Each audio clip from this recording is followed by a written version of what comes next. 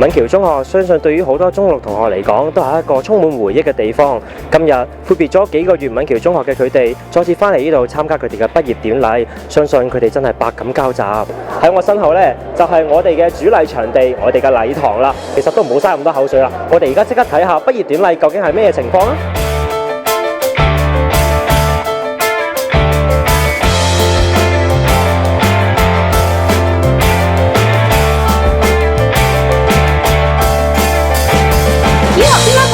典禮啦，彩排啦，我發現原來有一個小角落入面咧，有一班同學仔非常之努力為我哋準備緊啲嘢食喎。整咗嗰啲嘢，嗰啲係咩嚟㗎？有整粟米片，有三文治，跟住有啲蛋糕仔，仲整咗啲焗酥皮嗰啲腸仔包，係啊，腸仔包嗰啲。辛唔辛苦啊？食得開心咪得咯。我想問你哋係咪已經食咗好多啦？呢個係秘密嚟嘅。OK。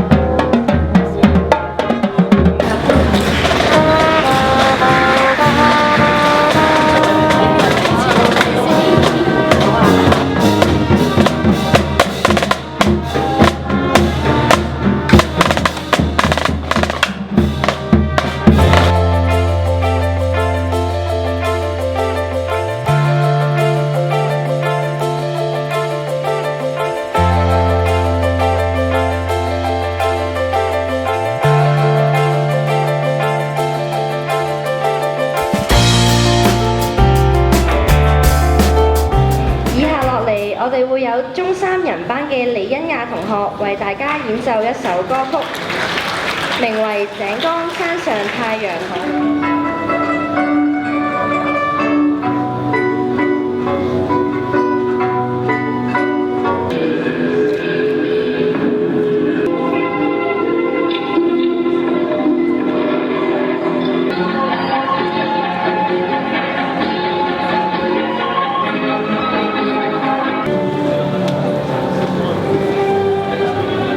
喺我隔離咧就有兩位中六嘅同學，佢哋分別咧就係李滿之同學同埋葉德才同學嘅。